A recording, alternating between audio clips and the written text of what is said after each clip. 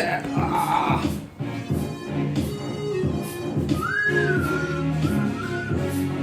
Yo, they stabbed me in the back, yo, they stabbed me in the front with a blunt to the mouth and a head hunch, and I think about all the things I want and all the things I said and things I didn't do, the things I should have done to you.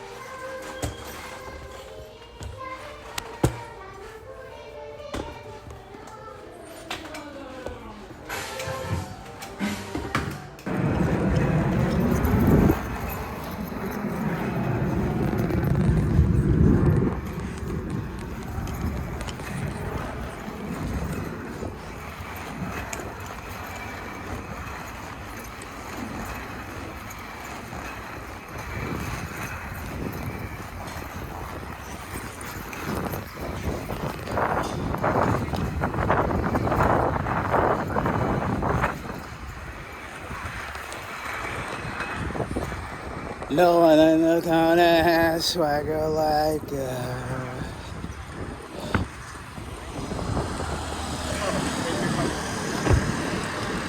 Whew.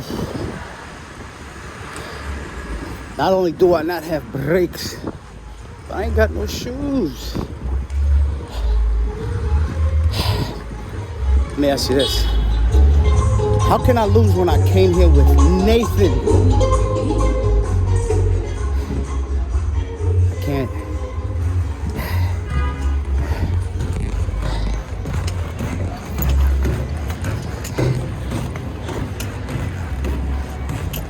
One of the most useful tools going up and down these stairs. I chose to go without the backpack today. I wanted to see if I could stay super minimalist. This is officially Adventures on roller skates. 4.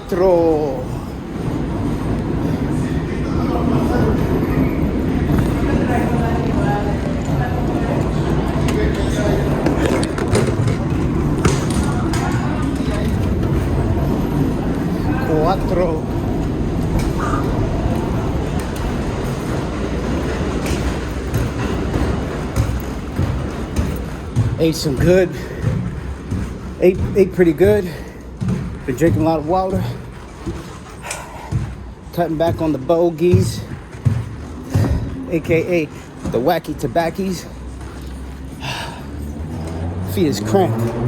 I kind of like having just skates and no skates because it actually hurts, like I was saying in, I think, the martial arts video, skating as a martial arts, that it actually hurts skateboarding, but what really hurts is the kicking / pushing portion. Similarly, that same thing hurts when I'm walking. It doesn't hurt when I'm biking, and it doesn't really hurt when I'm skating, depending on how or when, like, you know, depending on how, when, where, or like the circumstances when I put the skate on.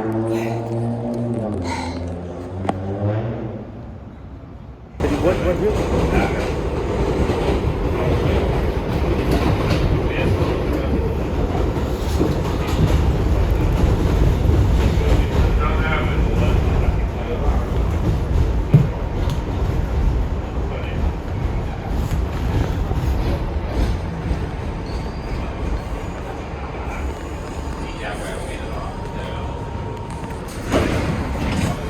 Super minimalist, and it is working.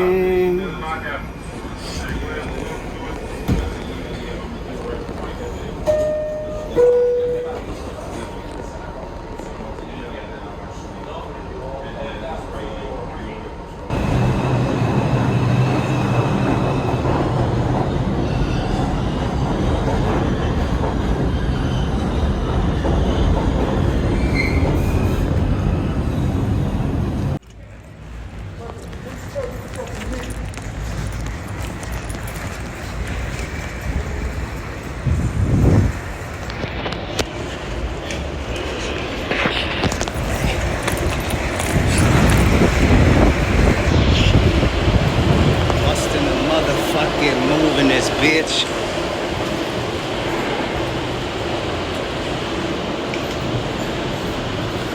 Hey.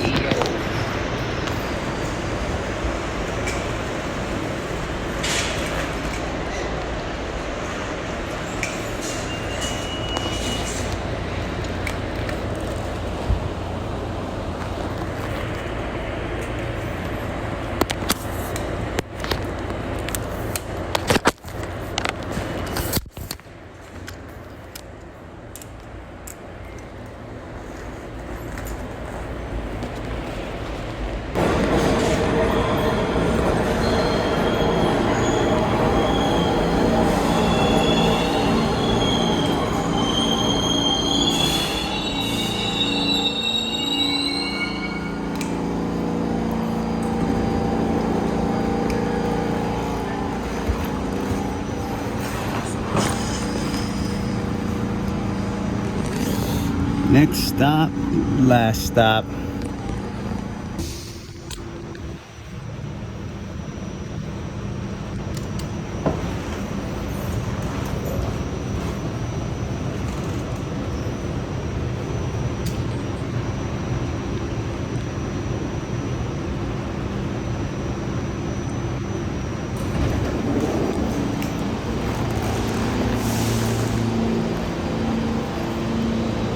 What's the move? Takes it on.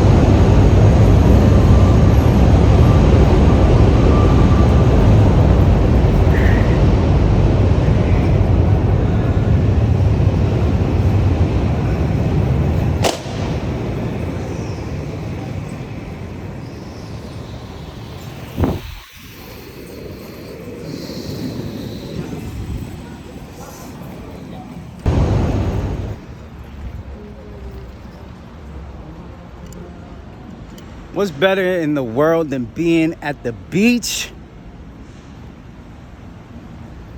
And you got a theme park. You got nobody give a fucking damn about a Nathan. Oh, I said that wrong, but you get what I'm saying. Anyways, there's no better place in the world to me, man, than motherfucking Coney Island. It combines some of my favorite things: adventure, excitement, thrill, but most importantly, agua fresca y la playa. Go see if Gorilla Nims is out here. Up to no damn good.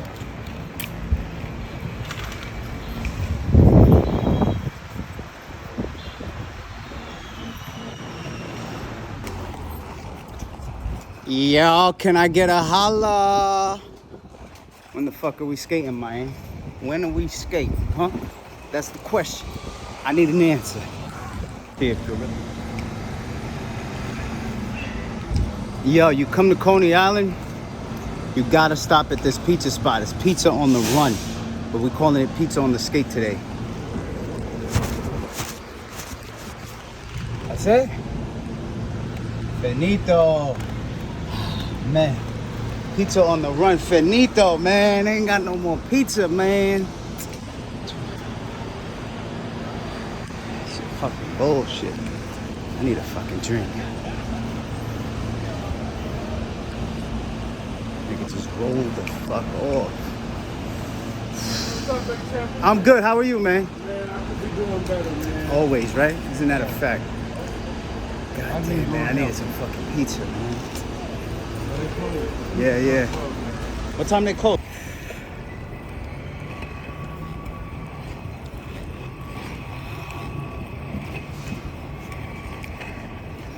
So I'm liking this bandana cloth contraption. I always felt this was the simplest and best way to carry and transport your skates. I honestly thought the dumbest shit I ever seen was when they took those giant carabiners, or however you pronounce it. I think Lady Gang or whoever decided they was gonna make that a move. Cool, is great for holding. Yes, it might work for most people, but I always think minimalist, simplicity, affordability, and like just cool, you know what I mean? Because the coolest shit is usually the simplest shit. Even in architecture, even in fashion, all that extra shit is that rah-rah shit. Listen, man, I'm a hot nigga without that rah-rah, all right? Shout out Mr. Dollar himself, but I'm saying all of that simply to say that this works. I've also been looking at construction harnesses and equipment. I feel like that might be the ideal type of skate transporting device or backpack slash upper body system, right? Particularly the devices where they strap in so that they don't fall when they're doing construction, you know, from high rises or whatever. But as I'm wearing it now, I feel like a little bandana or fabric that's longer, that also goes not just around the neck, but behind the shoulders and then underneath the arms and clips in the front, because I find the best way to transport skates, since they're heavy and they dangle, is directly underneath the arms. I don't know if y'all catching all of that, but directly underneath the arms, I think is good money. So I'm gonna just, honestly, I'm gonna do my thing.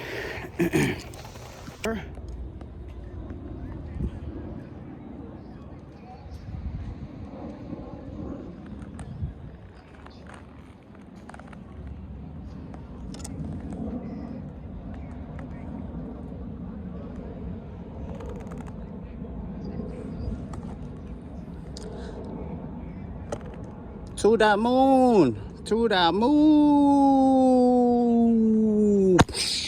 All right, just like that. So yeah, we out here, big wheeling it, 110 millimeter in it.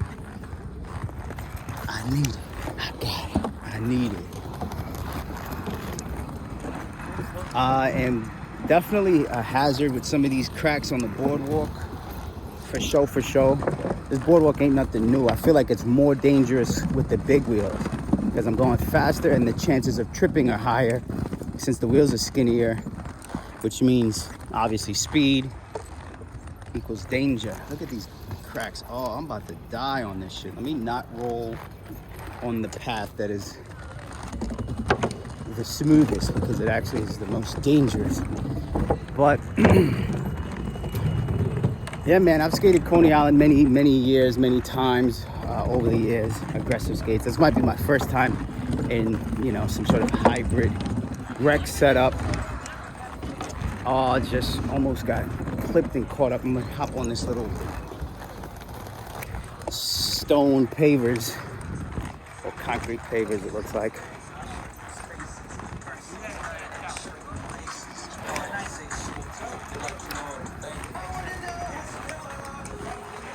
There's a little pump track, might get a little pump action in this bitch.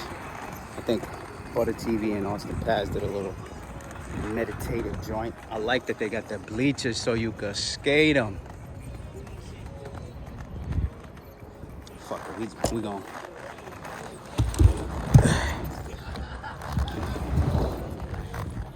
We're gonna try to pump roll. Damn, this is a dope fucking pump track.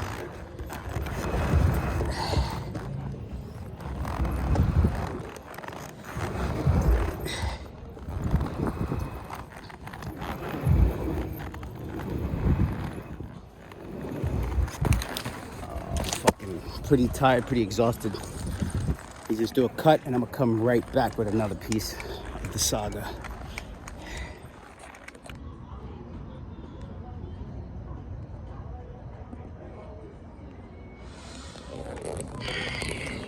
So yeah, I'm back out. I think last video I was just fucking around with the pump track, right? But so before I shoot these videos, and a lot of these videos and these journeys I go on are, they're semi-sporadic, but there's a lot of thought that has gone into them, because I'm coming from a perspective of someone who, let's say, is starting from the bottom or starting from the beginning. I love aggressive inline roller skating. I think it is an absolute joy. I think it trumps skateboarding. I think it trumps BMX, fixed gear, cycling. I believe it trumps martial arts and parkour. And I say that simply because I believe it incorporates a little bit of everything else. I should also say that it's probably the sort of freedom of your feet and the freedom of navigation, right? These micro mobility devices, especially the EUC, the electric unicycle, to me, I think it's probably the only thing I've seen in recent years that I go, that probably is close to, if not an exaggerated version of inline skating. Again, the big difference is that you have an electric device. One of the reasons I love skating and you know, also my core foundation in martial arts, why I love these types of sports, is because they don't require a battery, they don't require a gymnasium, they don't require a space or a center for you to participate in them. You just have to have your wits about you and your physical health, and you go. I also have a sort of stigmatism slash fear surrounding using electronic devices. Not because of the fire hazard or any of that, but it's simply because I know my own limitations, and I love pushing my limitations. I've always said to myself that if I got a motorcycle, I would probably kill myself. And true story, as a 18, 19-year-old, when I first started aggressive inline roller skating, I remember being at Battery Park Bowling Green, 405 downtown station, going into Brooklyn, where I lived in Flatbush. And as I'm there on the platform, holding my skates, mind you, right? Because every time I traveled, I always had my skates outside. I didn't know people put their skates in bags. Side story, we can touch on that later, but that's another reason why I think that skating is not more prevalent or popular, because this underground mentality, or I should say this insecure, self-deprecating mentality, is what is keeping it down, when in reality it's like, nah, fuck that shit. This shit is dope. Nigga, this shit is crack. This shit is cocaine. This shit is codeine. This shit is methamphetamine. It's all of that above and below. And it also is whatever you want to make it. So I digress about that. But the point is, I'm at this Bowling Green stop.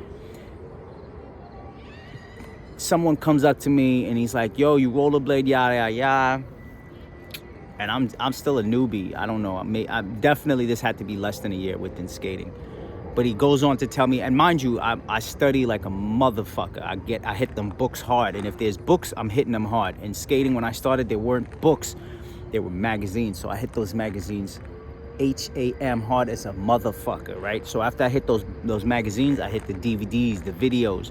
VHS was dying out, but I think I was able to cop one VHS much later on. The What Do You Believe In, of course.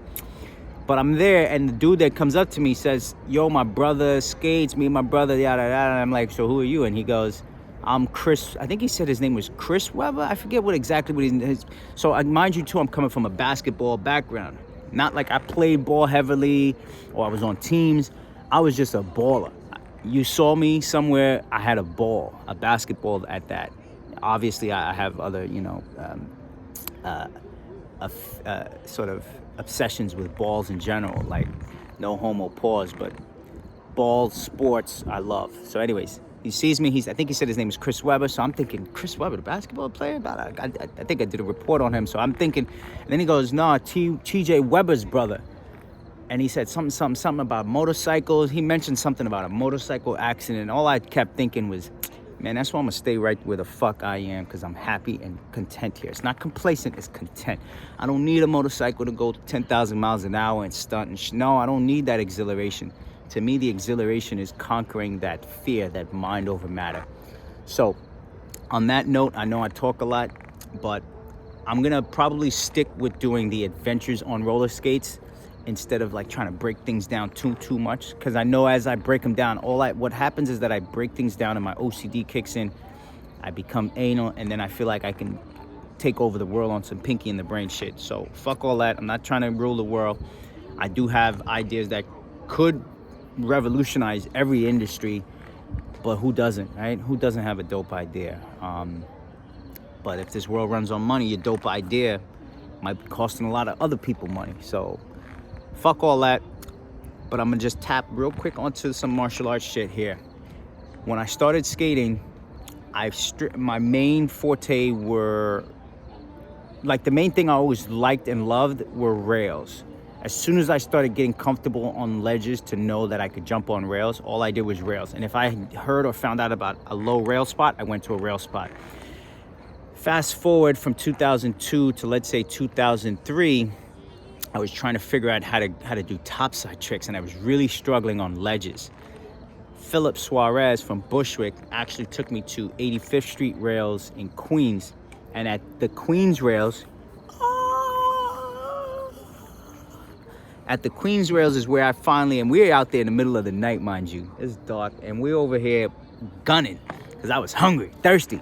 I remember doing top soles and like for the first time and just kind of understanding the muscle memory and the body mechanics of what it feels like to jump over an obstacle and onto it. And mind over matter, a good piece of advice or food for thought that helped me overcome the fear and challenges of learning how to jump and grind rails was to jump over the rail or over the obstacle. I said to myself, Adonis, if you can jump over this obstacle, you can jump on it. So first practice jumping over it, and I would do that. So I say all of that to come back to martial arts and then say that today my focus is really I wanted to come out to Coney Island, and I've just been dreaming of doing some chill night skating, man, in a place where the vibes is right and there's people out and there's just more energy. It's not desolate.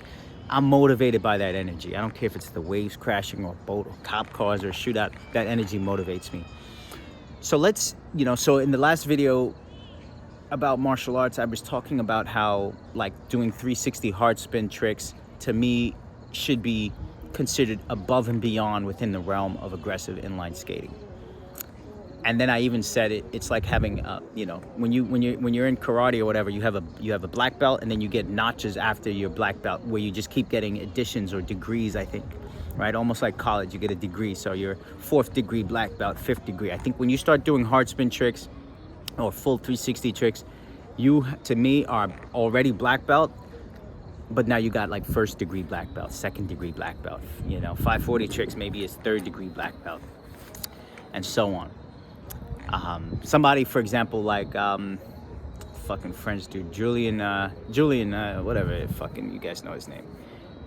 I would say he's probably somewhere up there on the like 5th to 6th degree black belt, because he's spinning and flipping into tricks and out of like just bananas, right? Look him up if you haven't. The fuck is his name? I don't know why I'm drawing a blank, but I'm drawing a blank because I'm losing focus of the topic. The topic is rails, martial arts, black belt, right? So now that you understand that, I would say, honestly, if you're starting off aggressive inline skating, ledges, benches, all of that to me are that's the stepping stone. That's when you break the board, and then you graduate to your next belt class. Handrails to me, though I think they're a lot easier for a number of reasons, handrails to me are the next evolution in this whole martial arts process, if we were considering skating as a martial arts. So today my main goal really is to just hit a down rail. Down rails equal gravity, which means less work, less effort, less energy. And the down rail that I have in mind is a small down rail that numerous people have hit over the decades, and it's a fun, chill, easy down rail, But yeah, I'm a little exhausted now, and I think I've said enough. But peace, love, blessings.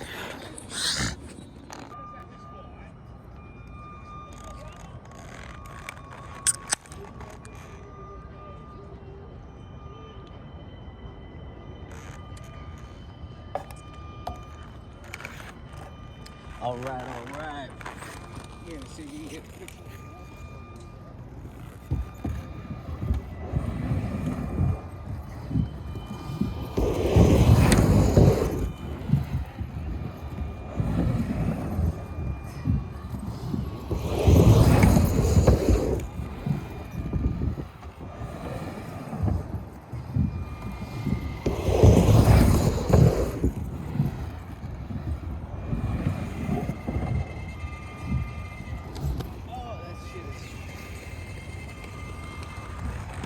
Such a fucking workout. You're such a fucking workout. You're such a fucking workout. All right, I wonder if I can do that switch. Right, we talked about. I got another pet peeve. Oh shit. Another pet peeve. And that's fucking roller rinks and things like this. Pump tracks. Obviously on this pump track I can go left or right. And it's just one little pump track and nobody's here. But when you got a giant roller rink and you're telling everyone you gotta skate in one direction. My martial arts training and upbringing, and even one of my uncles always, something that stuck with me since I was a youth. He goes, everything you do, use your left and your right hand. Try to use both sides of your brain. I think that statement really rung my bell when I had first broke my forearm as a rec skater. And again, rec skating is what got me into aggressive skating. Skating is fun. I love skating. That's why I started it. But once I realized how dangerous it was and how easy it is to really not just get injured, but how easy it is essentially to kill yourself inline skating. Inline skating, not aggressive inline skating, just inline skating is so dangerous, inherently dangerous by itself, that when I broke my forearm as a rec, there was a certain level of fear instilled in me that I couldn't break. And what really got me out of that funk was seeing attractive women inline roller skating, casually, recreationally, fast, through the city. I think one of my bosses at the time, I'm an architect by trade. But when I was interning at this architectural office, the daughter of one of the head architects showed up to one of our gatherings on rollerblades, on her inline skates. And she showed up so confidently, and she was gorgeous. She was beautiful. The point simply is that was one of the catalysts, right? I'm afraid, I don't know how to skate. And my logic, well, number one, these beautiful women being able to do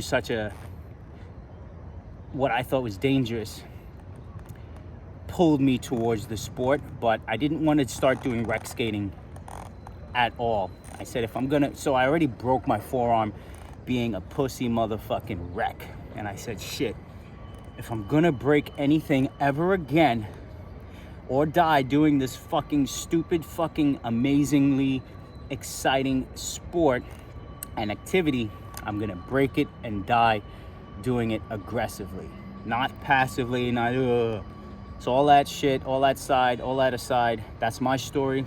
I'm sticking to it, but I'm gonna try to go around this switch. And the pet peeve is roller rinks that only go in one direction. I have a design that I think all rinks should incorporate if they have the space, and it's a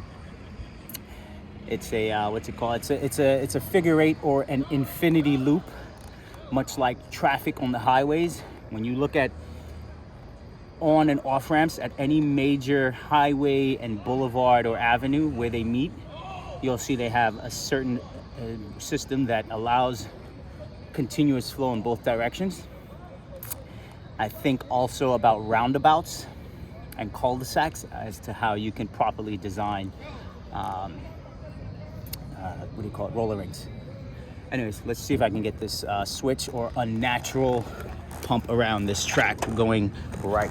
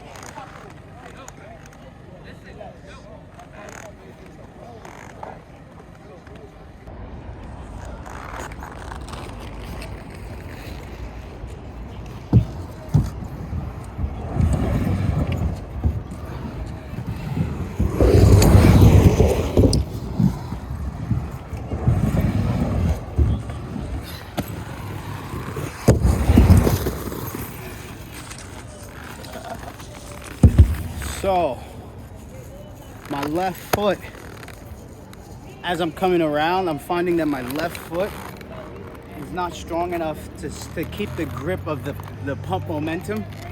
And for anyone that's learning how to do aggressive inline roller skate, if you watched that last video, I know the audio is shit. The audio is better today. But I said do squats, and I said hit bowls or vert walls to help with your squats and strengthen the legs, the lower half of your body and the core. I forgot about pump tracks. Pump tracks are a motherfucking workout because it's squat, squat, squat. Think about it. Think about it and look at it. Squat.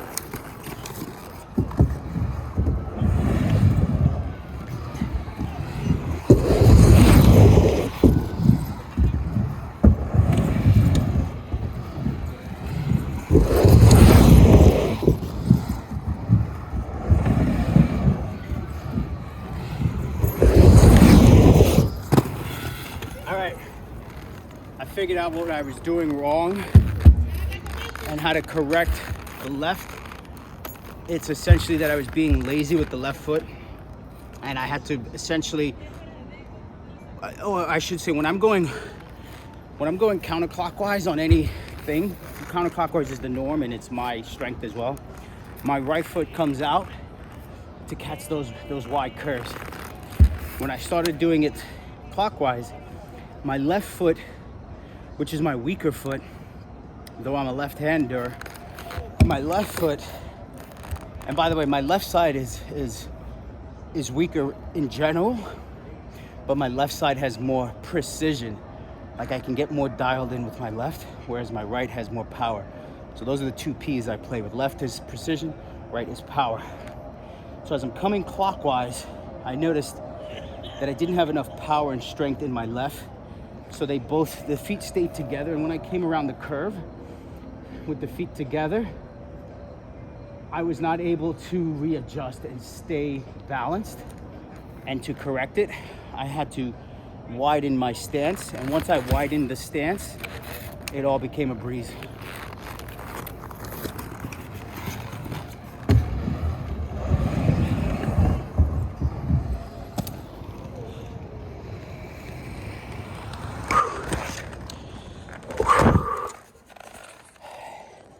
Baba boy. Got fucking full moon. Y'all kids ain't supposed to see this shit.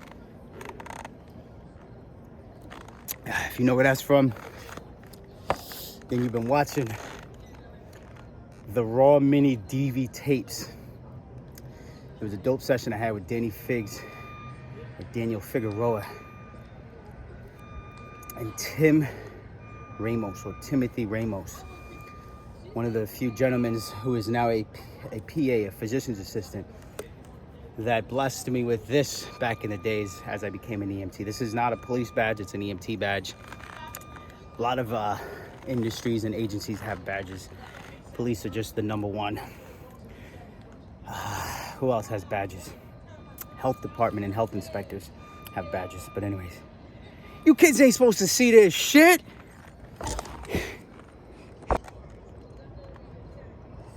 I don't know if that's some sort of like Coney Island like carny trick. Yeah, carnival trick, carny trick, where it's like you gotta ride the pump track.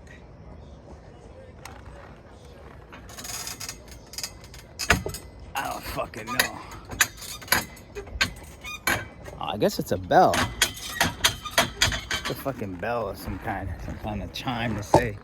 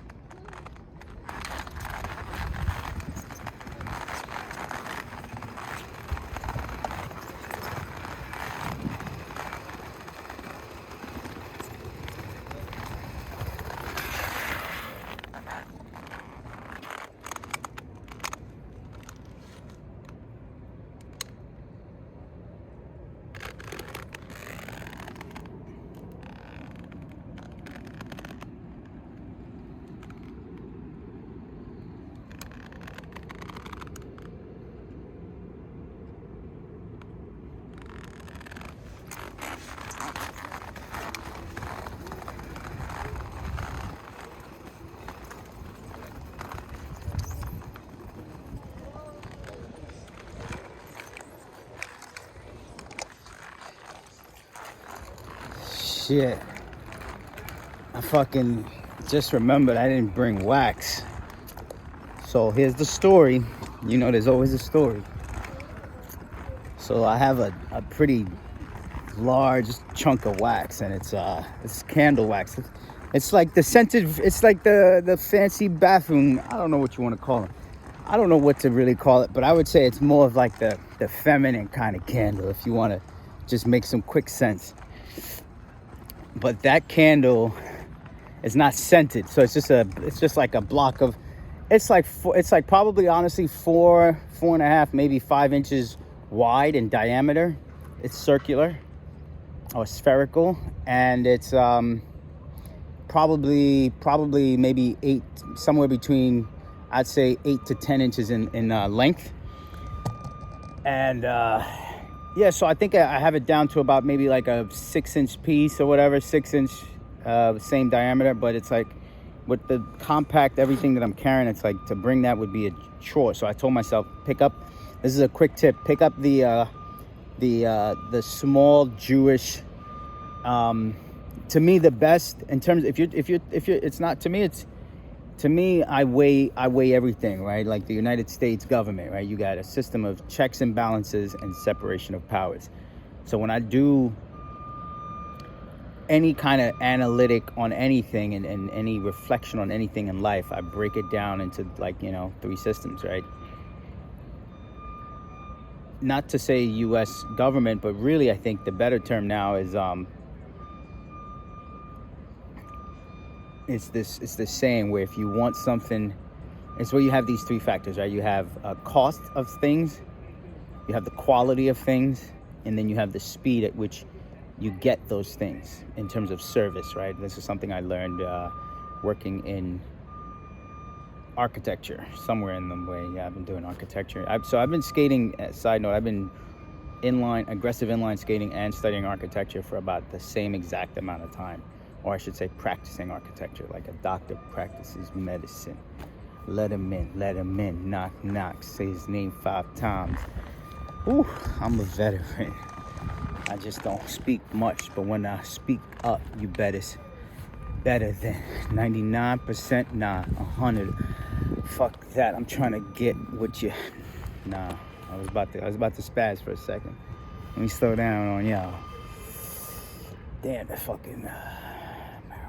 So yeah, what was I saying? And it's true what they say about weed, man. You want to kill a motherfucker until you smoke some weed and be like, man, fuck this shit. So yeah, quality, the price, the quality, and the speed in which you get it, right? So if you want something fast and cheap, it ain't gonna be good. If you want it good and fast, it ain't gonna be cheap. And then, the trifecta, the holy grail, the holy trinity, if you will, me, myself, and I. And if you want it cheap and good, it ain't gonna be fast. It's like, we'll give you that, but we gotta get these other guys out the way. You know what I mean? So something to consider. And this is a quick spot check. We're gonna just digress into a spot check. I've always thought this would be dope to do something here. My crazy ass is thinking someone should gap from these stairs to that rail.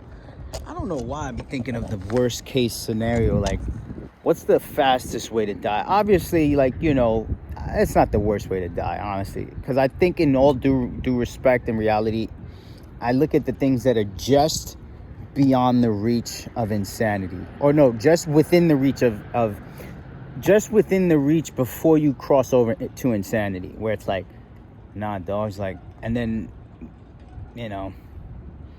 one of those things where it always ends bad. And then I broke it down into something simpler. So simpler would just be